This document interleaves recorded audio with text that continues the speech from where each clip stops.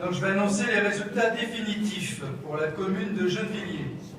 Nombre d'inscrits, 21 238. Nombre de votants, 9 979, soit 46,98%. Abstention, 11 259. Nombre de procurations, 108. Nombre de blancs, 369, 3,69. Nombre de nuls, 243, soit 2,43%. Nombre d'exprimés, 9 367, 93,86%. Ont obtenu la gauche et les écologistes rassemblés avec Claude de Barthelone, 6 422 voix, soit 68,55%. L'alternance avec Valérie Pécresse, 1681 voix, soit 17,94%. La liste du Front National, 1264 voix, soit 13,49%. Alors, ces résultats m'amènent les commentaires suivants. La première chose à remarquer, c'est que la mobilisation des électeurs et des électrices a permis d'empêcher qu'une seule région en France ne soit gagnée par le Front National. Et ça, c'est une excellente nouvelle pour la démocratie.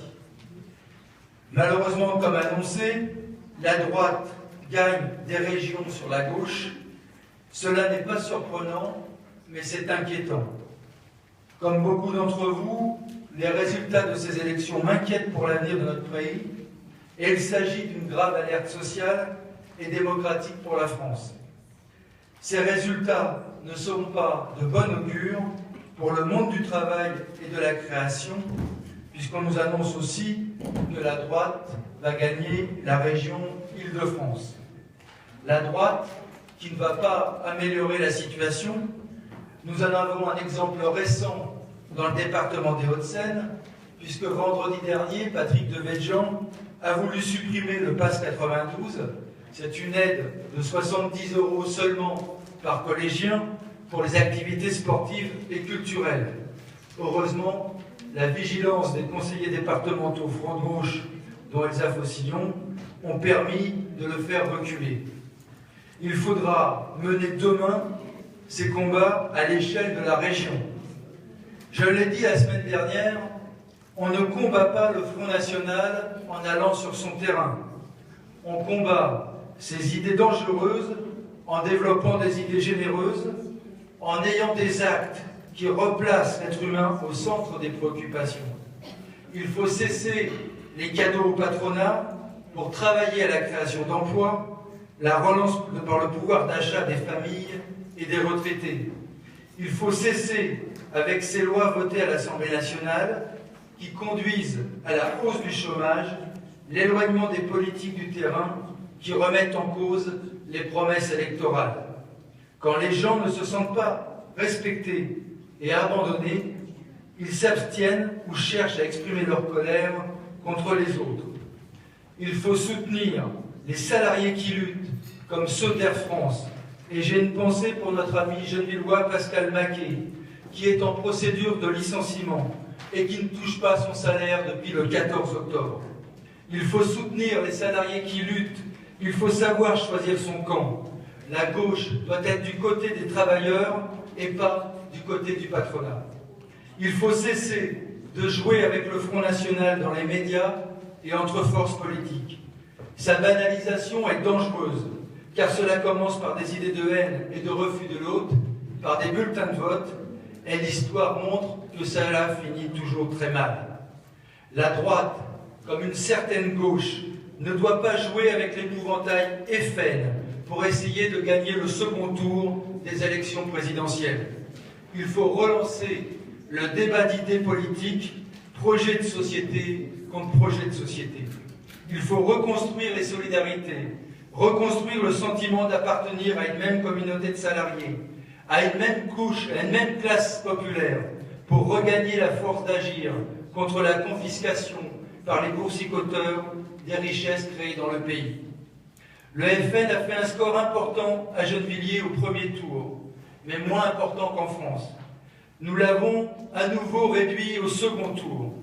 Et pour celles et ceux qui ont des doutes, quand on dit que l'abstention profite au Front National, les résultats sont clairs. La montée et la progression de la participation au deuxième tour a fait baisser le Front National. Le total de gauche progresse de 1334 voix.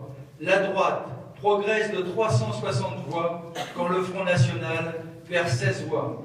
C'est ce qui permet de faire en sorte que la droite républicaine repasse devant le Front National et que la gauche progresse encore sur le premier tour. Nous résistons ici mieux qu'ailleurs. La gauche reste majoritaire dans notre ville. C'est la démonstration qu'avec une politique bien à gauche, proche des gens, respectueuse des engagements pris, on peut résister mieux qu'ailleurs. Il faut aussi vraiment tirer les leçons de ces politiques gouvernementales, de ces lois votées à l'Assemblée nationale, qui ont pour résultat une montée du Front National et des victoires de la droite. Il faut tirer les leçons de l'échec. Après 2012, la gauche avait tous les pouvoirs, 21 régions sur 22, une majorité des grandes villes, une grande majorité des départements, l'Assemblée nationale et le Sénat. Jamais la gauche n'avait eu une telle situation politique. Quel gâchis! Aujourd'hui, la déception est telle que la droite récupère un à un ses lieux de pouvoir et va avoir en plus la majorité à la métropole de Paris, celle du territoire et celle de la région. J'appelle donc les forces de gauche et écologiques à reprendre le chemin du combat social, de l'action avec le peuple, de choisir de s'attaquer à la loi de l'argent, à la pensée unique libérale. Et c'est ainsi, et seulement ainsi qu'ensemble, nous recréerons de l'espoir pour faire reculer ces dangereux votes de désespoir. Je vous remercie.